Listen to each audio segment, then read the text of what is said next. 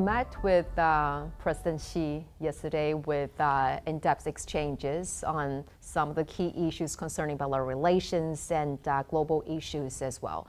So what were some of your major takeaways from those meetings? Yeah, we spent the better part of 3 hours together, and we had met twice before when I was foreign minister and the president was vice president. So, we knew each other, and I think we have good dynamics in the conversation. We can talk very openly about things.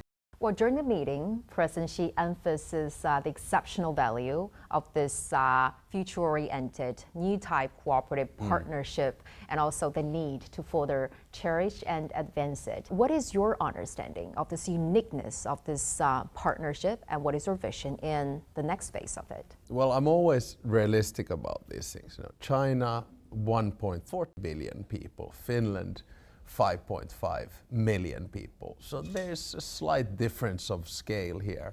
And of course, for a country like Finland, it's important to have good relations with big players, major powers like China.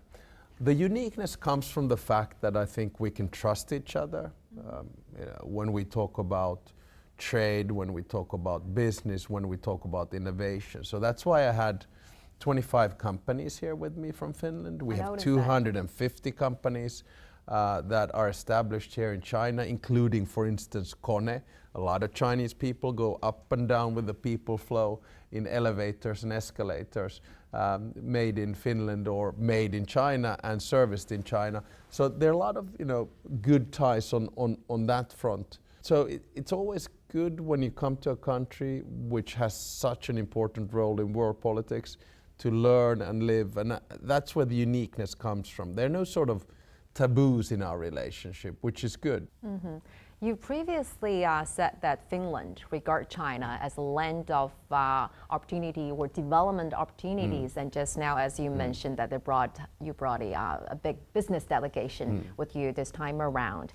And I noticed that tomorrow you'll be attending a business forum. So in which areas do you see the greatest potential for future cooperation? We're talking a lot about tech. We talk about green technology. We talk about green transition. There's some sort of basic industrial policies. So a lot of those things. But I'd also like to stress that we did forge a really good partnership between the 24 universities of applied sciences in Finland and Tsinghua University here in Beijing. I very strongly believe in exchange and understanding. So for instance, on the student side, we have 3,000 to 4,000 Chinese students in Finland, but we only have 200 to 300 Finnish students in China.